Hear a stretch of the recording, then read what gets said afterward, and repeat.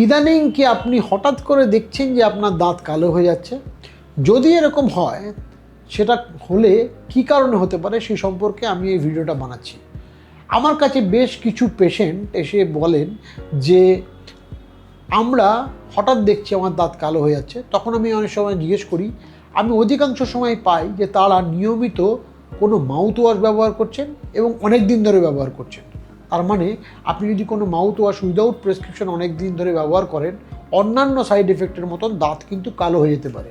এছাড়াও আপনি যদি রেগুলার বেসিসে আমলকি বা চ্যবনপ্রাশ জাতীয় খাবার খান, সেক্ষেত্রেও কিন্তু লং টার্মে আপনার দাঁত কালো হয়ে যেতে পারে।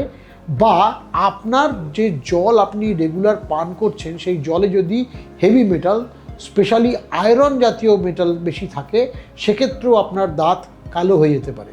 অতএব এইগুলো যদি আপনার দাঁত কালো হওয়ার কারণ হয়, আপনি মিলিয়ে দেখুন এবং এই ধরনের জিনিস থেকে নিজেকে বিরত করুন। তাতে আপনার দাঁত আরও কালো হওয়া থেকে আপনি নিজেকে অবশ্যই রক্ষা করতে পারবেন।